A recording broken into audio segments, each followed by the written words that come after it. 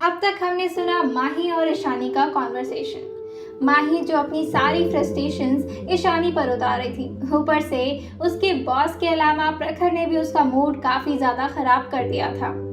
ईशानी जो ऑलरेडी काफी ज्यादा परेशान थी, लेकिन वो माही की बातों को ही सुनने में अपने आप को बिजी कर लेती है और वो माही से रौनक के बारे में कुछ ना बताना ही ठीक समझती है, क्योंकि ऑलरेडी माही इतना ज्यादा परेशान थी और ईशानी अपनी परेशानी उसके ऊपर नहीं डालना चाहती थी। वहीं दूसरी तरफ रौनक जो भाग करके अपने कार्तिक सर के पास जाते हैं और अंदर जाते हुए वो पूछते हैं, सो मे आई कम इन? कार्तिक, कम इन। रौनक जल्दी से अंदर जाते हुए पूछता है, सर आपने बुलाया था मुझे, is it anything important? Kartik उससे स्ट्रिक्ट टोन में कहते हैं, कल कोई मीटिंग है हमारी। रौनक जो उन्हें बताते हुए कहते हैं, सर आपको कल सिंगापुर निकलना है, आपकी एक फॉरेन मीटिंग है। कार्तिक उससे आगे पूछते हैं, सो तुम मुझे असिस्ट करोगे वहां पर? रौनक जो जल्दी में बोलता है, यस सर, मैं ही असिस्ट करूंगा आपको। रौनक जो काफी ज्यादा कंफ्यूज था, क्योंकि कार्तिक ने उसे इस तरह की बात कभी नहीं पूछी थी। ऑब्वियसली कार्तिक को असिस्ट करने वाले तो सिर्फ रौनक ही थे और उनको असिस्ट करने की हिम्मत भी सिर्फ रौनक के अंदर ही थी। कार्तिक की ऐसी बात सुनकर रौनक तो कंफ्यूज हो रहा था। कार्तिक जो अपनी लापी पर देखते हुए ही रौनक से अब तक बात कर रहे थे, तभी वो अपना लापी बंद करके अपने चेयर से उठते हैं और रौनक के पास जाकर उससे कहते हैं, कल तक तुम्हारा एक्सीडेंट होने वाला है, सो कल तो मेरे साथ नहीं चलोगे, तुम्हारी जगह किसी और को रिप्लेसमेंट के लिए ढूंढो। रौनक जो उनकी बात को जरा भी समझ नहीं पाता है और उनकी तरफ अपनी आंखें ऐसे टिमटिमा कर देखता है जैसे कोई छोटा बच्चा कंफ्यूज होकर के देख रहा हो किसी को। रौनक की ये हरकतें कार्तिक को गुस्सा दिला देती हैं और कार्तिक उन्हें घूरते हुए कहते हैं, have you got my point? Raunak जो समझ तो नहीं पाता, लेकिन फिर भी वो जल्दी में हाँ बोल देता है। कार्तिक जो उससे कहते हैं, तुम्हारे अलावा कौन असिस्ट कर सकता है मुझे? Any clue? रौनक जो घबराते हुए कहता है, I don't think so sir, आपको मेरे अलावा आपके सारी मीटिंग्स और सारी डॉक्यूमेंट्स के बारे में सिर्फ मुझे ही नॉलेज रहता है। अदरवाइज सेलिन का नाम सुनते ही कार्तिक मल्होत्रा उसे दोबारा घूरते हैं, तो वो अपने शब्द को वापस लेते हुए कहता है, I am so sorry sir, पर आई डोंट थिंक सो कि मेरे अलावा आपको कोई। कार्तिक जो उसकी और बकवास ना सुनते हुए आगे कहते हैं, माही माथुर, उसे कहो मेरे साथ कल आने के लिए, उसे जितने भी डॉक्यूमेंट्स और जितने भी डिटेल्स है उसके बारे में सारे इन्फॉर्मेशंस उसे समझा दो। Got it? And now get lost. और ये बोलकर के कार्तिक वहां से चले जाते हैं। रौनक जो काफी ज्यादा कंफ्यूज होकर के वहीं बुद्ध बनकर खड़ा हो गया था। उसे समझ नहीं आ रहा था कि अभी अभी उसके बॉस ने उससे क्या डील की है और उससे क्या ऑर्डर किया है। रौनक को इस वक्त जरा भी विश्वास नहीं हो रहा था कि कार्तिक सर आखिर माही को अपने लिए असिस्टेंट कैसे अश्योर कर सकते हैं। माही जिसे इसके बारे में कोई एक्सपीरियंस नहीं थी और ना ही उनके सारे गुस्से को हैंडल करने का माही में हिम्मत था। वो तो बेचारी अभी नई नई फ्रेशर थी यहाँ पर, उसे अभी लगभग 1 महीने ही होने वाले थे इस ऑफिस में, और माही उन्हें कैसे असिस्ट कर सकती है। लेकिन अब बेचारा वो कर भी क्या सकता था, उसके बॉस का ऑर्डर था तो उसे फॉलो तो करना ही था। रौनक अपना सिर खुजलाते हुए वहां से जाने लगता है।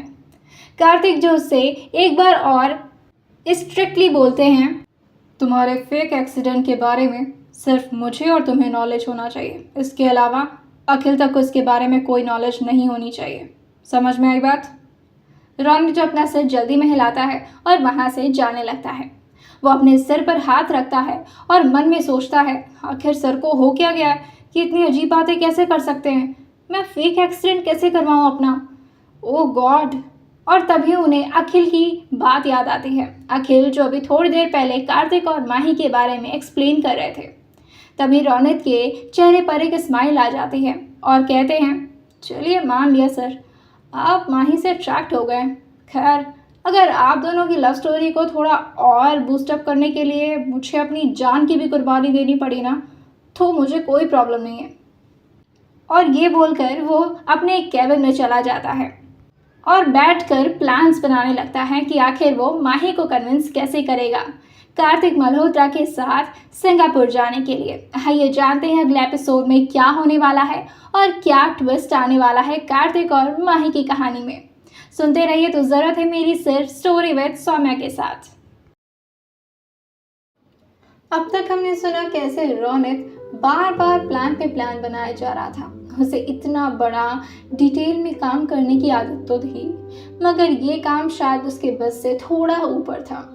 कार्तिक ने उसे ऑर्डर दिया था कि अपने फेक एक्सीडेंट को क्रिएट करो और माही को इसके लिए कन्विंस करो कि कल ट्रिप पर वो मेरे साथ चले। ये बात सुनने के बाद रौनक का दिमाग काम करना थोड़ा बंद कर दिया था, इसीलिए वो ऐसी ऐसी अजीब अजीब हरकतें कर रहा था। सामने ही अखिल का भी कैबिन था। वो अपने कैबिन से बैठकर रौनक की ऐसे ऊट पटांग हरकतें देख रहा था और हंस रहा था। उससे जब रहा नहीं गया तो वो भी जाकर के रौनक के पास चला गया और रौनक से हंसते हुए पूछता है भाई ये क्या हाल बना रखा है तूने बाल का, और वैसे भी ऐसा क्या बोल दिया भाई ने जो तू एकदम पागल ही हो रखा है। रौनक जैसे ये बात बिल्कुल भी याद नहीं थी कि अखिल को कुछ भी बताना अलाउड नहीं है। वो फ्लो में बोल देता है, अरे यार मुझे समझ नहीं आ रहा मैं क्या करूं, मैं अपना फेक एक्सीडेंट कैसे। वो ये बोलता ही है कि तभी बीच में फुल स्टॉप लगा देता है, क्योंकि उसे याद आता है कि कार्तिक ने उसे स्ट्रिक्टली मना किया है किसी को भी इस बारे में बताने के लिए, इवन अखिल को भी नहीं। अखिल को जो बात पूरी तरीके से समझ नहीं आती, लेकिन थोड़ा सा उसे भी समझ आ जाता है कि कुछ तो बहुत अजीब चल रहा है यहाँ पर। वो आगे इंटरेस्ट लेते हुए कहता है, क्या बोला तूने, फेक एक्सीडेंट? क्या भाई ये क्या नया नाटक है? रौनक जो उसे समझाते हुए कहता है, अरे यार वो कुछ नहीं यार, वो तू आज लंच नहीं गया ना? अखिल जो अचानक से रौनक के मुंह से ये सुनता है तो उस पर गुस्साते हुए कहता है, अबे तू पागल है क्या? तू पहले बता ये क्या फेक एक्सीडेंट क्या? रौनक जो उसे बैठा करके कहता है, भाई समझ ले कि गलती से बोल दिया मैंने, कुछ नहीं है ये, बस ऐसे मेरे मुंह से निकल गया। रौनक जो आज झूठ बोलते हुए इतना स्टूपिड लग रहा था कि अखिल को उस पर गुस्सा आ रहा था। जो रौनक हमेशा इतना मैच्योर तरीके से बिहेव करता था, न जाने आज उसको क्या हो गया था, किसकी आत्मा आ गई थी उसके अंदर। अखिल ने फिर भी रौनक से ज़्यादा कुछ क्वेश्चन नहीं करना चाहा और कहा, ओके भाई ठीक है मान लिया, चल गलती से निकला ना। रौनक जो जल्दी में अपना सिर हाँ में हिलाता है और वहाँ से कहता है कि एक काम कर, तुम ना कुछ टेस्टी सा ऑर्डर कर दे, वैसे भी दिमाग काम नहीं कर रहा मेरा, अब शायद खाली पेट हूँ इसलिए। जैसे ही अखिल ये सुनता है वो जल्दी से बोलता है, अरे बिल्कुल, मुझे भी ना कुछ बहुत ही स्पाइसी टेस्टी सा खाने का मन कर रहा है, हम कहीं बाहर चलें? रौनक जो बोलता है, अरे नहीं भाई काम तो बहुत है, एक काम कर तू यहीं ऑर्डर कर ले, हम यहीं खा लेंगे। वहीं दूसरी तरफ बेचारी माही जो बार बार अपने हाथों में पहने वॉच को ऐसे देख रही थी जैसे जितनी बार वो अपनी वॉच को देखेगी टाइम उतना जल्दी ही पास हो जाएगा। ईशानी उसे कन्विंस करते हुए कहती है, देख बहन तुझे वहाँ जाना पड़ेगा यार, तू क्या कर रही है यहाँ पर, तेरा टाइम वेस्ट हो रहा है, और अगर उन्होंने किसी को भेज दिया तुझे बुलाने के लिए तो?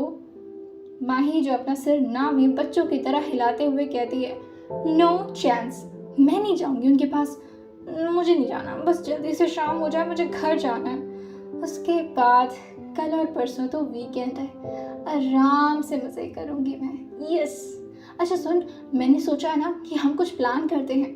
ईशानी जैसे ही वीकेंड का नाम सुनती है उसके चेहरे पर एक बड़ी सी स्माइल आती है, लेकिन तभी बेचारे को याद आता है कि उसका वीकेंड तो किसी और के साथ ही मनने वाला है जिससे उसे इतना डर लगता है, ऑब्वियसली रौनक के साथ। ईशानी का जब ये चेहरा माही देखती है तो उससे कंफ्यूज होते हुए पूछती है, वीकेंड के नाम पर तू अपना मुंह कैसे सड़ा सकती है?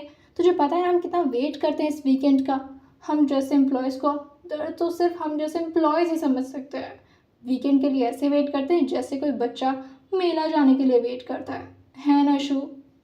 इशू जो किसी और ही ख्याल में खोई हुई थी। माही की बात जब वो सुनती है तो उसे समझ नहीं आता वो कैसे रिप्लाई करे, इसीलिए वो हड़बड़ा कर हाँ बोलती है और माही से कहती है, देख बहन तुझे नहीं जाना तो मत जा, मेरे को तो काम करने दे जा करके, वैसे भी तुझे क्या, तुझे तो बस असिस्ट करना है उन्हें, लेकिन हमारे पास तो टेक वर्क भी होता है ना, तो तू यहीं बैठ, मैं चलती हूँ। माही जिसको अपने ऊपर सबकी नज़र ऐसे महसूस होती है जैसे उसने कितना बड़ा गुनाह कर दिया उस फ्लोर पर आकर के। फिर उसके बाद उसे प्रखर की बात भी याद आ जाती है, जिससे उसको भी लगता है कि उसे यहाँ पर नहीं रहना चाहिए, ये ठीक नहीं होगा। इसीलिए वो वहाँ से जाने लगती है। लिफ्ट में जाते ही वो फ्लोर के नंबर ढूंढने लगती है कि वो आखिर किस फ्लोर पर ज़्यादा कंफर्टेबल रहेगी, क्योंकि 27 फ्लोर पर उसका जाने का ज़रा भी दिल नहीं कर रहा था। तभी वो अपना बटन 26 फ्लोर पर दबा देती हैं। 26 फ्लोर जहाँ पर रौनक और अखिल का कैबिन था। वो जब ये सोचती है कि रौनक और अखिल के साथ तो उसे काफ़ी बेटर फील होता है और वो थोड़ा देर उन लोगों के साथ टाइम स्पेंड करेगी, इसी बहाने उसका थोड़ा टाइम भी तो जाएगा। और ये सोचते सोचते वो 26 फ्लोर पर पहुंच जाती हैं। अखिल और रौनक जो आपस में इधर उधर बात करते हुए एंजॉय कर रहे थे, वो दोनों अकेले अकेले पिज़्ज़ा खा रहे थे। जब माही ये देखती है तो नॉक नॉक करते हुए अंदर चली जाती है। हाँ, वो बात अलग थी कि रौनक और अखिल दोनों ने उसे अंदर आने की परमिशन नहीं दी थी। माही को ऐसे देख करके रौनक और अखिल, जिस दोनों के मुंह में पिज़्ज़ा भरा हुआ था, वो अपना मुंह छुपाते हुए कहते हैं, तभी रौनक उसके सर पे मारते हुए कहता है, अभी तो पहले खा ले उसके बाद बोलना। माही यहाँ क्या कर रही हो? और ये बोलते ही रौनक को वो बात याद आ जाती है जो कार्तिक मल्होत्रा ने उससे कही थी कि उसे कैसे भी करके माही को कल जाने के लिए कन्विंस करना है।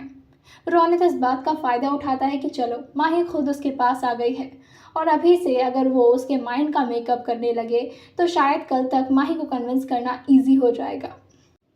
आखिर कैसे करेंगे रौनक माही को प्रिपेयर कार्तिक मल्होत्रा को असिस्ट करने के लिए? आगे जानते हैं इसे नेक्स्ट एपिसोड में और सुनते रहिए तो ज़रूरत है मेरी सिर्फ स्टोरी विद सोना के साथ। अब तक हमने सुना रौनक जो जैसे ही माही को अपने कैबिन में देखता है वो खुश होते हुए माही के पास जाता है और माही को कल के लिए सारे डिटेल समझाने लगता है। माही जो रौनक को काफ़ी कंफ्यूजन में देख रही थी कि आखिर इस सब की उसे क्या ज़रूरत है, क्यों उसे इतना बड़ा बड़ा डिटेल समझाया जा रहा है जो कि उसके बिल्कुल भी पल्ले नहीं पड़ रहा था, क्योंकि माही बिल्कुल भी इसमें एक्सपीरियंस नहीं थी।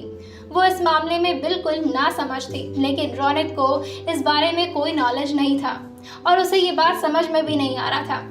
जैसे ही रौनक उसको समझाते समझाते माही के चेहरे की तरफ अपनी नज़र डालता है, माही उसे ही घूरे जा रही थी। माही जो अब तक इतना परेशान हो चुकी थी, पहले उसके बॉस और फिर प्रखर की वो बातें और उसके बाद ईशानी जो उसे टाइम नहीं दे पा रही थी, उन सब से फ्रस्ट्रेट होकर के वो रौनक और अखिल के पास आई थी अपना मन बहलाने के लिए। लेकिन यहाँ पर तो उसे डबल प्रेशर दिया जा रहा था।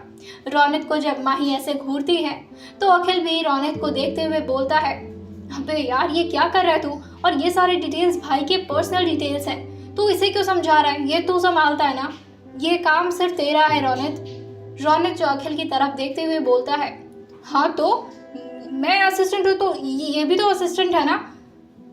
अखिल की ये बात सुनकर माही और अखिल दोनों ही रौनक को कंफ्यूजन से देखने लगते हैं कि रौनक ये क्या बकवास कर रहा है। माही जो अभी उनके असिस्टेंट के नाम पर बस उनके लिए कॉफ़ी ही बनाती थी और उसे उनके किसी भी डिटेल्स या किसी भी इंफॉर्मेशन या किसी भी मीटिंग से कोई लेना देना नहीं था।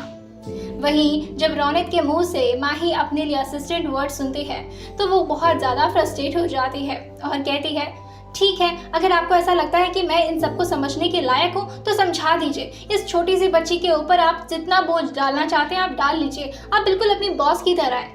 रौनक को जब माही इस तरह से बोलती है तो अखिल भी उसे देखकर हंसने लगता है और उससे कहता है, क्या बात है माही, आज तुम्हारा पारा इतना गर्म क्यों है, भाई ने फिर से कुछ बोला है क्या तुम्हें?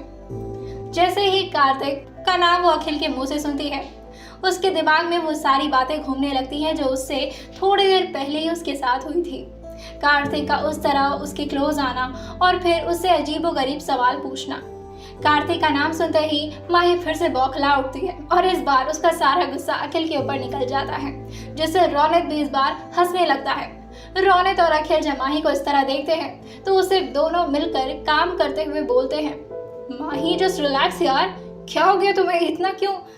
माही जो उन दोनों की कोई बात नहीं सुनना चाहती थी और वो वहाँ से जाने लगती है। तभी रौनक देखता है कि ओ नो, मेरा प्लान नहीं, आज मुझे किसी भी हालत में माही को ये सारी चीज़ें सिखानी पड़ेंगी, वरना कल बॉस मुझे छोड़ेंगे नहीं। और ये सोचते सोचते वो माही के सामने आ जाता है। माही जो ऐसे रौनक को जब आते हुए देखती है तो उसे गुस्से में पूछती है, क्या ज़रूरत है आपको मुझे परेशान करने की? आप लोगों के पास में आई थी ताकि मैं थोड़ा सा रिलैक्स फील कर सकूं, लेकिन नहीं, एक तरफ मेरी फ्रेंड ईशानी और दूसरी तरफ आप लोग। मुझे नहीं आ रहा है ना, मैं जा रही हूँ। अखिल जो रौनक को चिढ़ाते हुए और माही को सुनाते हुए बोलता है, अरे जाने दे यार, वैसे भी माही का दिल नहीं लग रहा होगा यहाँ पर, उसे जाने दे 27th फ्लोर पर। माही जैसे ही अखिल के मुंह से ये सुनती है उसका दिल मानो जोरों से धड़कने लगता है और उसे याद आता है कि अखिल ने उसे किस पोजीशन में कार्तिक के साथ देखा था। ये सुनने के बाद माही दौड़कर बच्चों की तरह आकर वहीं बैठ जाती है जहां वो पहले बैठी थी। रौनक भी उसके पास पीछे पीछे आ जाता है और फिर से उसे सारी इंफॉर्मेशंस बताने लगता है। माही जिसके समझ में बहुत मुश्किल से ये सारी बातें आ रही थी, वो समझ पा रही थी कि रौनक के ऊपर कितना प्रेशर होता होगा। ये सारा काम उसके लिए बहुत आसान नहीं होने वाला था, लेकिन फिर भी माही को तो अभी इस बारे में कोई नॉलेज नहीं था कि कल उसको मीटिंग में कार्तिक के साथ रहना होगा और कल कार्तिक के ट्रिप पर माही ही उनके साथ जाने वाली है। बेचारी वो अनजान होकर के सारी चीज़ों को ऐसे सीख रही थी जैसे कोई छोटा बच्चा अपने फर्स्ट लेटर सीख रहा हो। 1 घंटे बाद रौनक माही को कुछ असाइनमेंट ज़ेरॉक्स करने को देता है ताकि माही इन सारी चीज़ों को और 1-2 बार अच्छे से रिवाइज कर ले। माही जो इस बात को नहीं जानती थी कि उसके साथ आने वाले टाइम में क्या होने वाला है, वो जल्दी से अपना सिर हाँ में हिलाती है और वहाँ से चली जाती है। वहीं रौनक उसको जाते हुए देखता है और खुद में ही सोचता है, आई एम सो सॉरी माही, मैं तुम्हें कुछ नहीं बता सकता आज। वेल, अब जो भी होने वाला है तुम्हारे साथ बस बॉस ही जाने।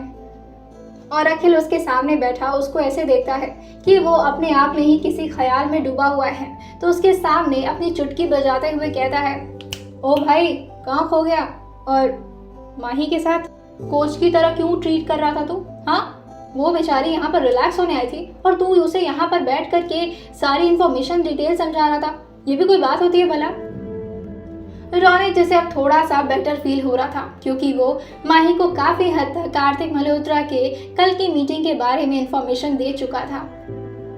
आइए जानते हैं कैसे डील करेगी वो कल के इस ट्रिप को कार्तिक मल्होत्रा के साथ, और जब उसे पता चलेगा कि रौनक के साथ क्या हो गया है वो कैसे रिएक्ट करेगी। अब तक हमने सुना रौनक जो माही को ऑलमोस्ट एज असिस्टेंट प्रिपेयर कर लिया था। माही जिसे अब तक ये नहीं पता था कि कल उसके साथ क्या होने वाला है। वही रौनक मन ही मन में प्रे कर रहा था कि कल सब कुछ ठीक ठाक से हो जाए, क्योंकि अगर ऐसा नहीं हुआ तो उसके कार्तिक बॉस उसे छोड़ने वाले नहीं थे। माही जैसे तैसे करके अपने कैबिन में गई थी। वो जैसे ही देखती है कि कार्तिक अपने कैबिन में नहीं है, वो कान्हा जी को बार बार थैंक्स बोलते हुए अपने कैबिन में चली जाती है।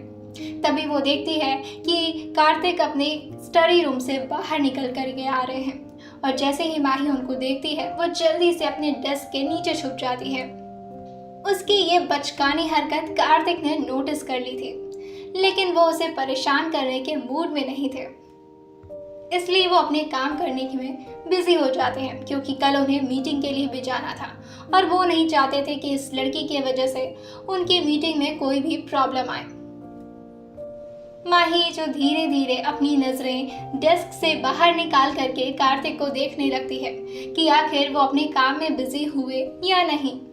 वो जब देखती है कि कार्तिक अपने काम में बिजी हो गए हैं तो वो भी धीरे से उठ करके अपने चेयर पर बैठ जाती है।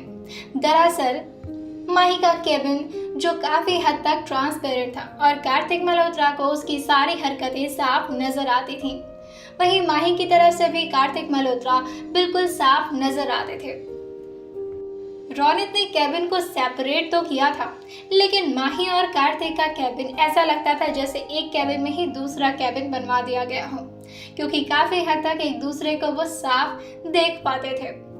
माही जो जैसे तैसे करके अपने सीट पर बैठ करके दोबारा से काम पे फोकस करने लगती है जो रौनक ने उसे एज असाइनमेंट दिया था। तभी कार्तिक के दिमाग में माही के लिए कुछ इंटरेस्टिंग आइडियाज आते हैं। वो अपने दिमाग में ही कुछ सोचते हुए एक डेविल स्माइल पास करते हैं और अपने लैपटॉप में कुछ लिखने लगते हैं। थोड़ी देर बाद माही के सिस्टम पे कोई मैसेज फ्लैश हो रहा था। वो जैसे ही उस मैसेज को खोलती है, उसमें लिखा हुआ था, अगर तुम्हारी बेवकूफ़ हरकतें हो गई हो तो just give me a cup of coffee. Mahi जैसे ही ये मैसेज देखती है, वो झटके से अपना सिर दूसरी तरफ करके कार्तिक की तरफ देखने लगती है। कार्तिक जो बिना उसे देखे अपने लैपी पर लगातार काम कर रहे थे। जब माही ये नोटिस करती है कि वो इस वक्त कितनी बड़ी बेवकूफ़ लग रही है ये करते हुए, तो वो झटके से अपनी नज़रें दूसरी तरफ कर लेती है और फिर से अपने सिस्टम पर देखने लगती है। और उससे समझ नहीं आ रहा था कि वो उन्हें क्या रिप्लाई करे, इसीलिए वो उनके मैसेज पर एक स्माइल वाली इमोजी सेंड कर देती है और जाकर कॉफ़ी प्रिपेयर करने लगती है। कार्तिक जिसकी नज़र जब उसके इमोजी पर जाती है, तो वो भी हल्का सा स्माइल करते हैं और माही को देखने लगते हैं, जो उनके बैक साइड के किचन में जाकर के उनके लिए कॉफ़ी प्रिपेयर कर रही थी। कार्तिक जिसका आजकल माही पर कुछ अलग तरीके से नज़र जाता था। पहले वो माही को जब भी देखते थे वो फ्रस्ट्रेट हो जाते थे, वहीं जब आजकल वो माही की तरफ देखते थे तो उनका फ्रस्ट्रेटेड मूड भी काफ़ी हद तक रिलैक्स हो जाता था। कार्तिक जो इस बात को खुद में भी नोटिस नहीं कर पा रहे थे, या शायद वो इस बात को समझना ही नहीं चाह रहे थे कि माही से वो कहीं ना कहीं काफ़ी हद तक अट्रैक्ट हो चुके हैं। माही जो बेखबर थी कि कोई दो हेजल नजरें उनको लगातार घूर रही हैं। माही अपने सुध-बुध में खोई हुई गाना गुनगुनाते हुए कॉफ़ी बनाने लगती है और कॉफ़ी मग को ट्रे में रखते हुए वो कार्तिक की तरफ आ जाती हैं। कार्तिक जब उसे अपनी तरफ आते हुए देखते हैं तो जल्दी से अपनी नज़रें दोबारा से लैपी में रख देते हैं। माही जो जैसे जैसे कार्तिक की तरफ आगे बढ़ रही थी, वैसे वैसे उसकी धड़कनें तेज़ होती जा रही थीं। न जाने क्यों आज उसे कार्तिक से एक अलग तरीके का डर लग रहा था। ये डर ही था या कुछ और, माही को इस बारे में कोई खबर नहीं थी।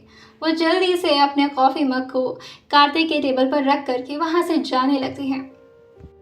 कार्तिक भी उसे जाते हुए देखते हैं, मगर उसे रोकते नहीं हैं और वो उसे जाने देते हैं, क्योंकि उन्हें पता था माही के दिमाग में और उसके दिल में इस वक्त कार्तिक को लेकर काफ़ी हद तक शाइनेस भरी हुई है और इस वक्त वो बिल्कुल भी कार्तिक को फेस नहीं करना चाहती हैं। 6 बजे सारे स्टाफ्स धीरे धीरे बाहर जाने लगे थे। माही जो इसी वक्त का कब से इंतज़ार कर रही थी, वो जैसे ही बाहर कुछ लोगों को जाते हुए देखती है, वो सोचती है कि अब उसका भी तो काम ख़त्म हो गया है और वो वहाँ से धीरे से भागने लगती है। फिर उसे याद आता है कि उसके बॉस से बिना बताए अगर वो यहाँ से गई तो शायद उसके लिए शामत भी आ सकती है। इसीलिए वो कार्तिक सर से जाकर पूछती है, सर आई थिंक टाइम हो गया है, मैं जा सकती हूँ ना? Okay sir, good evening. वो कार्तिक का बिना कोई रिप्लाई सुने वहाँ से भागने लगती है। कार्तिक जो मन में सोचते सोचते स्माइल करते हैं, भाग लो तुम, देखता हूँ कब तक भागती हो। एक दिन तुम्हें मेरे पास तो आना ही है ना, बस माही माथर। माही जो जल्दी से 3rd फ्लोर पर जाकर ईशानी से मिलती है। ईशानी जो अब तक अपना काम ख़त्म नहीं कर पाई थी, लेकिन जैसे ही वो माही को देखती है वो भी वहाँ से जाने को तैयार हो जाती है। माही और ईशानी आज बहुत खुश थे, क्योंकि कल और परसों उन दोनों की वीकेंड होने वाली थी, जिसके लिए वो कब से बेसब्री से इंतज़ार कर रहे थे। हाँ, मगर ईशानी के चेहरे पर कुछ खास खुशी दिखाई नहीं दे रही थी, क्योंकि ऑब्वियसली उससे काफ़ी हद तक डर लग रहा था कि कल रोनित के साथ उसका वीकेंड कैसा होने वाला है। आइए जानते हैं रोनित कैसे बनाएगा अपना फेक एक्सीडेंट और कैसे कन्विंस करेगा वो माही को। आइए जानते हैं इसे नेक्स्ट एपिसोड में और सुनते रहिए तो ज़रूरत है मेरी सिर्फ स्टोरी विद सौम्या के साथ।